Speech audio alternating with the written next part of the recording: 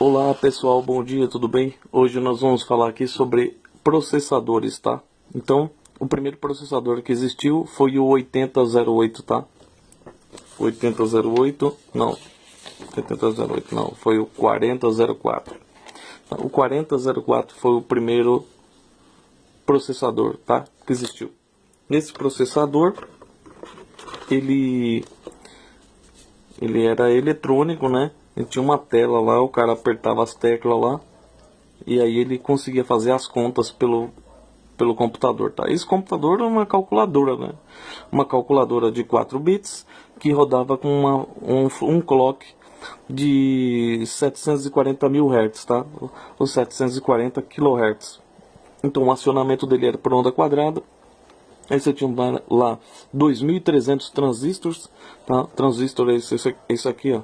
Tá? Isso aqui que você está vendo aqui na minha mão é um transistor. Tá? Esse transistor aqui, dentro disso aqui, do tamanho semelhante a esse tamanho aqui, tá? Ele tinha 16 perninhas, tá? 16 pinos, 4 bits, rodava com uma frequência de 740 mil Hz, tá? 740 kHz. Dentro dele tem 2.300 desse daqui, tá?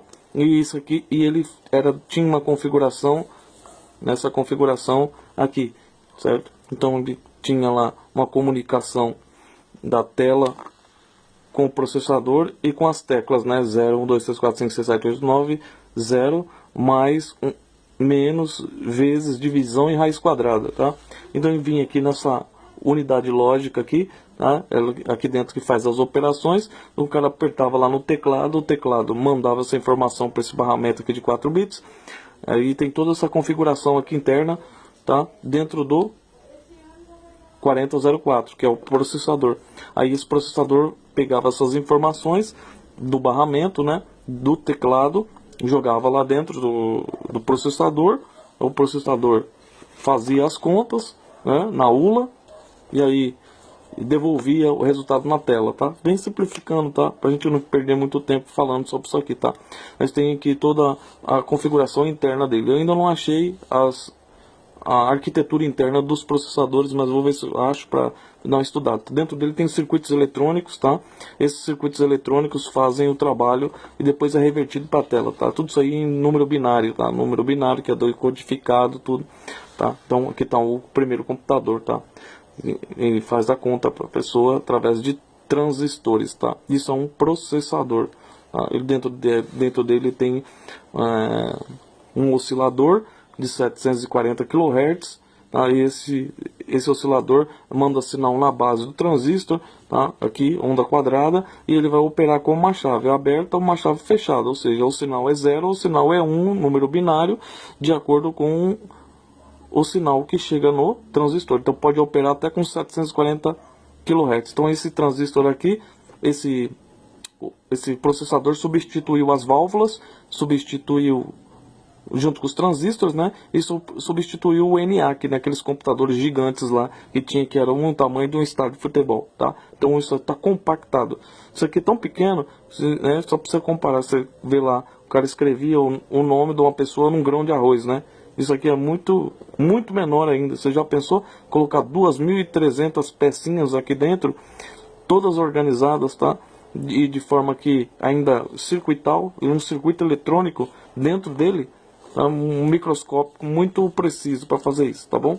Então tem aqui a arquitetura do processador. Então vamos passar bem rápido aqui para a gente não parar muito em cada um, tá? Então depois veio o processador 8008, tá? E aí a frequência dele aumentou com um oscilador de 800 mil Hz, 800 kHz, tá? Então tudo que chega no transistor aqui, que tem aquela pequena unidade lá, essa é uma pequena unidade aqui, que nesse aqui, depois eu vou falar para você quantos que tem em cada um, tá?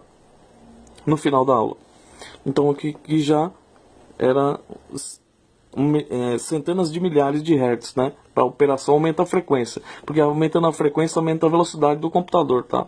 Depois veio o C80A de 40 pinos, esse aqui é bem maior do que esse, é bem maior do que o outro, ele já tem 20 pinos de cada lado, já tem 40 pinos, tá? A frequência dele já é 2 milhões de hertz, né? Então o clock dele aumentou para 2 MHz, né? Então a frequência é muito alta, tá?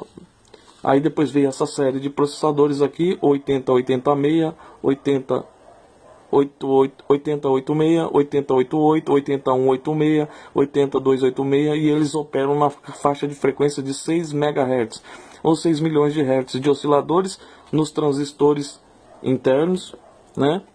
E esses transistores internos foram aumentando de forma gigantesca, que eles foram conseguindo compactar cada vez mais aqui dentro do CI. Tá? Esse CI aqui, por exemplo, tem centenas de transistores, tá? Tem um circuito eletrônico aqui dentro, tá?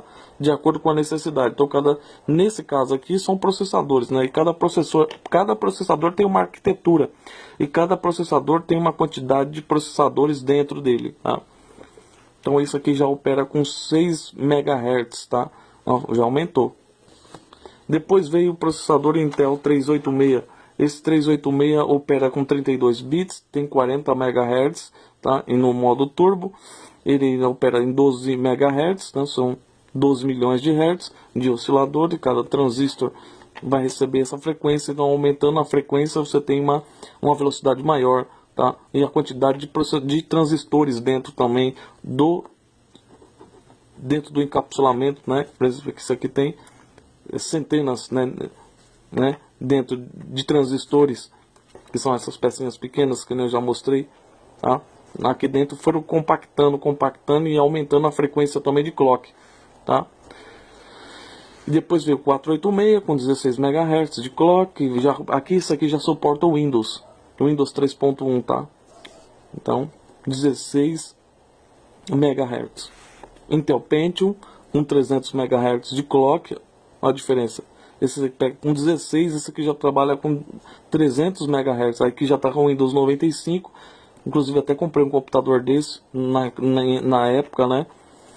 1998, comprei um computador desse aqui, tá? A memória cache, que é uma memória fora, que trabalha com frequência menor, né? Então foram aumentando também, tá? O processador controla o cérebro da máquina, da placa-mãe, tá? Do computador, e das frequências dos cartões, tá?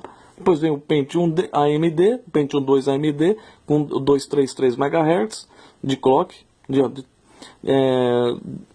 no Windows 95, né? E 100 MHz de memória, da memória externa. Pentium 3, 450 MHz de RAM, 133 MHz de RAM, que é a memória externa, né? Que aumenta a velocidade, que trabalha com uma frequência menor, tá? De cache, memória de cache.